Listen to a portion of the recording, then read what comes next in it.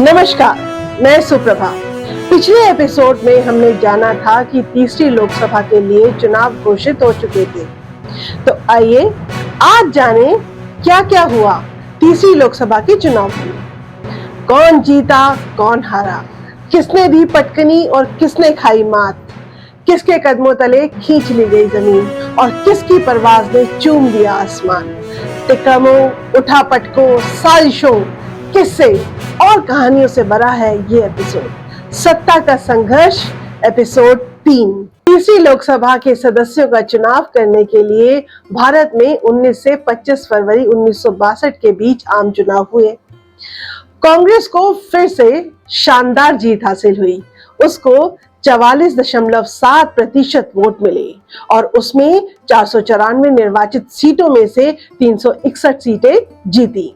यह पिछले दो चुनावों की तुलना में थोड़ा सा कम था, लेकिन लोकसभा में अभी भी 70% से अधिक सीटें उसके पास थी। आपको याद होगा कि मैंने बताया था कि पिछले चुनावों तक 91 ऐसी कॉन्स्टिट्यूएंसी थी जिसमें एक से ज्यादा प्रतिनिधि चुने जाते थे। 1962 की इन चुनावों में यह प्रथा समाप्त हो गई। इन चुनावों में परिणाम ऐसे रहे: इंडियन नेशनल कांग्रेस 361 सीटें, कम्युनिस्ट पार्टी ऑफ इंडिया 29 सीटें, स्वतंत्र पार्टी 18 सीटें, प्रजा सोशलिस्ट पार्टी 12 सीटें, भारतीय जनसंघ 14 सीटें। यह पंडित नेहरू का तीसरा कार्यकाल था और जिस घटना के लिए नेहरू का यह कार्यकाल हमेशा याद रखा गया और जिस घटना से संभवतः जनता के बीच उनके विराट कद पर भी गहरी आंच आई, वो था 20 अक्टूबर 1962 को चीन की पीपल्स लिबरेशन आर्मी ने लद्दाख में और तत्कालीन नेफा में मैकमोहन लाइन के पार भारत पर आक्रमण किया। युद्ध लगभग एक महीने तक जारी रहा और 21 नवंबर को चीन द्वारा युद्ध विराम की घोषणा के बाद समाप्त हुआ। भारत युद्ध में पराजित हुआ। भारत चीन के साथ हमेशा भाई जैसा संबंध चाहता था और उसको ये आशंका कभी नहीं थी कि चीन कभी ऐसा आक्रमण करेगा। इस वजह से वह युद्ध के लिए बिल्कुल तैयार नहीं था। इसका नतीजा यह हुआ कि भारत की सेना बहुत बहादुरी से लड़ी, पर भारत युद्ध में पराजित हो गया। युद्ध के बाद नेहरू को भारत पर चीनी हमले की आशंका में विफल रहने के लिए जिम्मेदार माना गया। यहाँ तक कि भारतीय राष्ट्रपति राधाकृष्णन ने कहा कि नेहरू की सरकार तैयारियों के प्रति भोली और लापरवाह थी और नेहरू ने स्वीकार किया कि हम अपनी बनाई दुनिया में रह रहे थे। युद्ध के परिणामों पर भारत सरकार ने एक जांच शुरू की, जिसके परिणाम स्वरूप युद्ध के कारणों और विफलता के कारणों पर हेंडरसन बुक्स भगत रिपोर्ट आई। पर हेंडरसन बुक भगत रिपोर्ट आज भी पूरी तरह से सामने नहीं आई है। यह एक कॉन्फिडेंशियल डॉक्यूमेंट है। इसके कुछ हिस्से नेवली मैक्सवेल ने वर्ष 2012 में इंटरनेट पर कथित तौर से लीक कर दिए थे, परंतु अभी भी आधिकारिक तौर पर इस पर कुछ कहना मुश्किल होगा। इस समय तक कांग्रेस 15 वर्षों से अधिक समय से सत्ता में थी।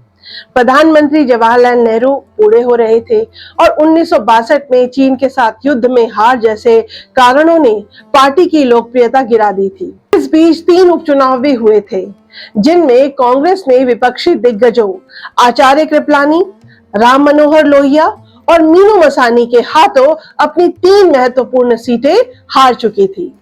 यह भी देखा जा रहा था कि कांग्रेस में अब वैसा सेवा भाव नहीं रहा था जैसा कि स्वतंत्रता आंदोलन के दौरान था और इसके नेता राष्ट्र निर्माण से अधिक व्यक्तिगत लाभों के लिए राजनीति करने लगे थे। मूल्यों में गिरावट साफ दिख रही थी। ऐसे में जनता का जनतंत्र और संविधान से मोहभंग होने के बड़े खतरे सामने आ रहे थे। कुछ बहुत आवश्यक तुरंत किया जाना जरूरी था। ऐसे में कांग्रेस के तमिलनाडु के एक नेता के कामराज ने एक प्लान नेहरू जी को सुझाया। इसे कामराज प्लान के नाम से भी जाना जाता है। 1963 में कामराज ने नेहरू को सुझाव दिया कि वरिष्ठ कांग्रेस नेताओं को संगठनात्मक कार्य करने के लिए मंत्री पद छोड़ देना चाहिए। इस योजना को कांग्रेस कार्य समिति द्वारा अनुमोदित किया गया और 2 महीने के भीतर लागू किया गया। 6 मुख्यमंत्री और 6 केंद्रीय मंत्रियों ने त्यागपत्र दिया।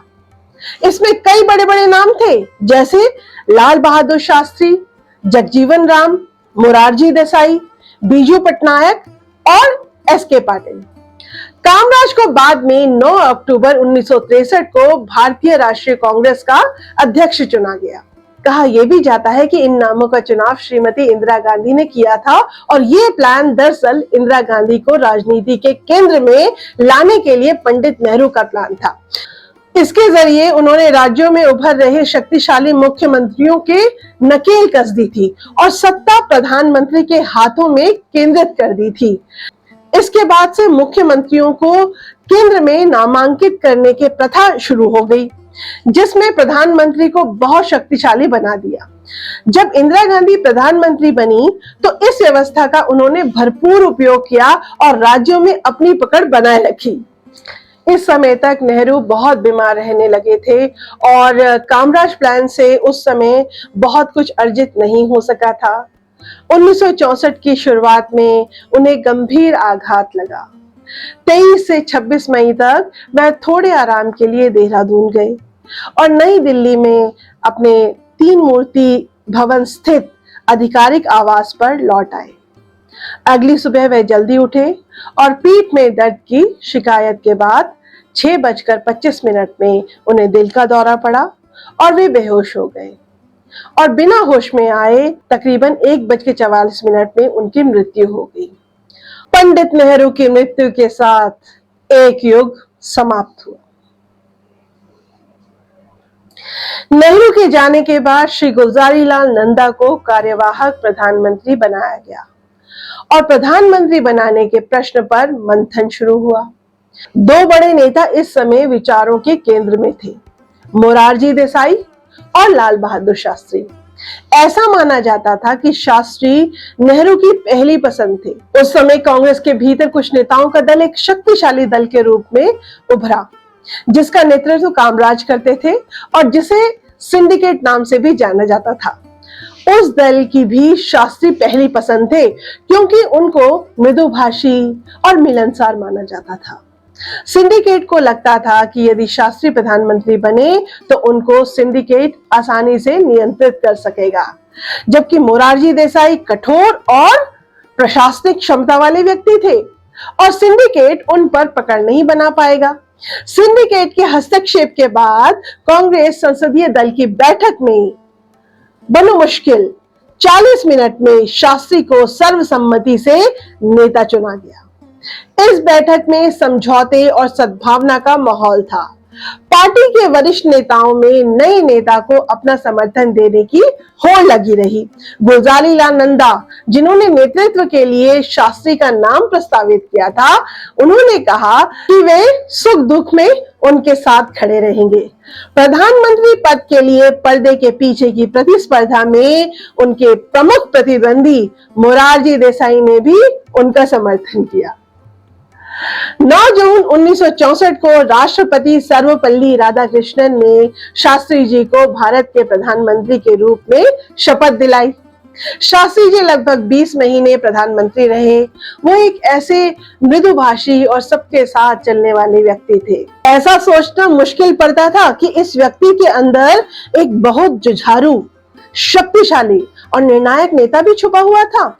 परंतु जल्द ही देश ने यह भी देखा, पाकिस्तान के ऑपरेशन जिब्राल्टर के बाद, दरअसल 1965 में हुए इस ऑपरेशन के अंतर्गत पाकिस्तान ने जम्मू और कश्मीर में भारतीय शासन के खिलाफ विद्रोह बढ़ाने के लिए सेना की घुसपैठ शुरू की। भारत ने इसका सख्त जवाब दिया, पर जल्द ही हालात बिगड़ गए और दोनों देशों के बीच युद्ध छिड़ गया। शास्त्री जी ने द्रुत और निर्णायक आदेश दिए और भारतीय सेना ने आक्रमणकारी पाकिस्तानी सेना को न सिर्फ मुंह तोड़ जवाब दिया, बल्कि पूरी तरह हराकर नस्ते नाबूद कर दिया। परंतु युद्ध चिरकाल तक तो लड़ा नहीं जा सकता, इसलिए भारत की विजय के बाद दोनों देश ताशकंद में समझौते के लिए आए। पाकिस्तान की तरफ से राष्ट्रपति अयूब खान ने 10 जनवरी 1966 को ताशकंद समझौते, एक शांति संधि पर अपने हस्ताक्षर किए। इससे भारत और पाकिस्तान के बीच युद्ध समाप्त हो गया। परंतु समझौते पर हस्ताक्षर के कुछ घंटों बाद शास्त्री जी की दुखद और रहस्यमय मृत्यु हो गई। शास्त्री जी की अचानक मृत्यु के बाद एक बार फिर गुलजारीलाल नंदा कार्यवाहक प्रधानमंत्री बने और प्रधानमंत्री को लेकर फिर प्रश्न खड़ा हो गया। इस बार कतार में सबसे आगे थे मोरारजी देसाई, पर सिंडिकेट फिर सक्रिय था। मोरारजी देसाई पर उनका पुराना अविश्वास अभी तक था। ऐसे में उनकी नजर पड़ी इंदिरा गांधी पर। नेहरू की पुत्री होने के कारण और राजनीति में सक्रिय रहने के कारण देश भर में लोग उनको जानते थे। अंतरराष्ट्रीय स्तर पर भी लोग उन्हें बहुत पहचानते थे। शास्त्री जी के मंत्रिमंडल में वो इंफॉर्मेशन और ब्रॉडकास्टिंग मिनिस्टर रही थी और इन सब के ऊपर इंदिरा जी को उस समय तक कोई प्रखर, आजाद ख्याल, खुदमुख्तार, चालाक, चमत्कारी व्यक्तित्व नहीं माना जाता था। उनको एक सीधी सादी महिला के रूप में माना जाता था जिसे बहुत गहरी राजनीतिक या प्रशासनिक समझ नहीं थी और जिसको सिंडिकेट आसानी से नियंत्रित कर सकता था। सिंडिकेट ने अपना समर्थन इंदिरा के पक्ष में रख दिया, पर इस बार मोरारजी देसाई पिछली बार की तरह चुनाव से हटने के लिए तैयार नहीं थे और इसलिए कांग्रेस पार्लियामेंट्री पार्टी के चुनाव हुए। इंदिरा जी ने मोरारजी देसाई को 355-169 से हराया। इस जीत के बाद इंदिरा जी को देश के प्रधानमंत्री के रूप में शपथ दिलाई गई। 24 जनवरी 1966 को इंदिरा जी ने सरकार बनाई। इस कार्यकाल में इंदिरा जी को बहुत लंबा समय नहीं मिला क्योंकि पिछले चुनाव 1962 में हुए थे और अब अगले चुनाव 1967 में होने थे। पर फिर भी इस कार्यकाल में उनके सामने एक चुनौती आई मिजोरम में। वहां मिजो नेशनल फ्रंट ने सरकार के विरुद्ध आंदोलन कर दिया और आजादी की घोषणा तक कर दी। इंदिरा सरकार ने इस समस्या से निपटा और वहां संप्रभुता कायम की। समस्या को पूरी तरह सुलझने में और 20 साल लगे, परंतु इंदिरा की पहली परीक्षा में उन्होंने धैर्य, विवेक और संकल्प का परिचय दे दिया था। इस बीच तीसरी लोकसभा के 5 साल पूरे होने को थे और उनका समय समाप्त होने वाला था। घोषणा हुई कि फरवरी 1967 में चौथी लोकसभा के लिए चुनाव होंगे। क्या हुआ इन चुनावों में? कौन जीता, कौन हारा? किसने दी पटकनी और किसने खाई मात? किसके कदमों तले खींच ली गई जमीन और किसकी परवाज ने चूम लिया आसमान? तिकड़मों, उठापटकों, साजिशों, किस्से और कहानियों से भरा है ये एपिसोड, तो देखना मत भूलिएगा सत्ता का संघर्ष एपिसोड 4।